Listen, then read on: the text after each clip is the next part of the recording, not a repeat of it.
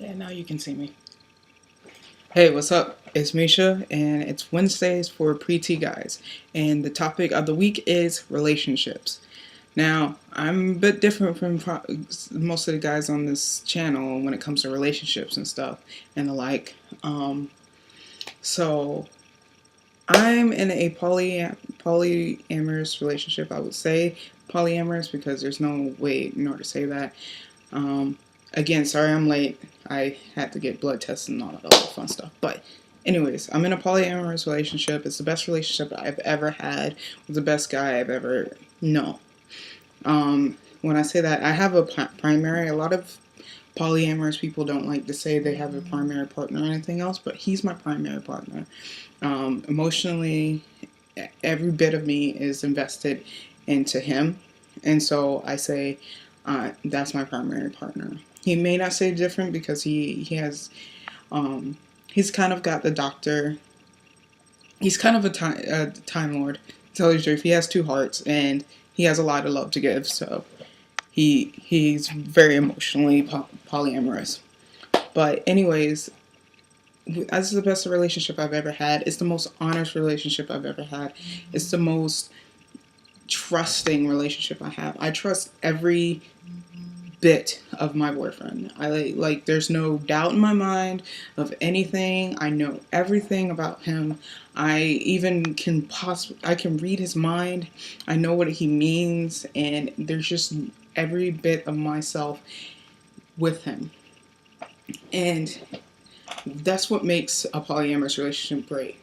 I would say that because those things are what's needed in a polyamorous relationship. You need trust, you need honesty, you need communication.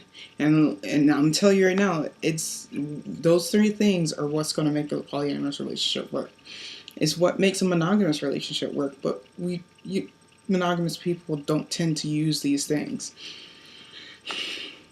I'm gonna tell you that now. It's communication, it's honesty, and it's trust. I don't mean like just being honest about your. You have to be honest about every single thing about your life, about who you are, about who you like, or anything else. You have to be completely honest, and that's the relationship I built, and it works perfectly because in that midst, I tell him everything that's going on. He doesn't. He knows every person I'm with. He knows every person status. He knows everything. Everything to the core. There's nothing he's gonna miss out. Like we have times together and times apart. We are together the entire weekend. That's our time. It's the entire weekend. And then there's times when we're apart where he's with his girlfriend or some other partners. And during that time, he misses me. He wants to know what's going on in my life. He wants to know every single second of my life. And so I pick him up and I throw him in my car, the first thing he grabs is this little handy dandy phone. He looks at every single text I have. He knows my password to my phone. I don't hide anything from him. He looks at my email. He looks at everything. I know everything. That's just how our relationship works, and it works perfectly because there's nothing to hide. As soon as you hide things and you're not honest with each other, that's when the relationship breaks. And I mean, this is for relationships in general and not just polyamorous relationships. This is relationship in general, especially if you're monogamous. Let's think of all the things that ruin monogamous relationships: communication, honesty, and trust. These are the things that build a great relationship: honesty, communication, and trust. If you do not have these three things, you're not going to have the best relationship you can possibly have. Once you add those three things, you're going to have a beautiful relationship. And I'm just going to talk about relationships in general. It has nothing to do with me being trans or not. The people I date don't care. My boyfriend, he's trans himself. But and he's a different type of trans. I say I'm a trans guy. I'm a BOI because I'm kind of queer, but he's a transsexual. And people don't understand what I mean when I say I'm transgender, he's transsexual. That means like I'm more concentrated on the gender section, like my gender is a boy and all this other stuff, and but my sex just doesn't wrap up to that, and I'm kind of okay with that. I'll get surgery and stuff like that, but it's not as pertinent. He's gonna get every surgery known to man to possibly look in exactly like a cis guy.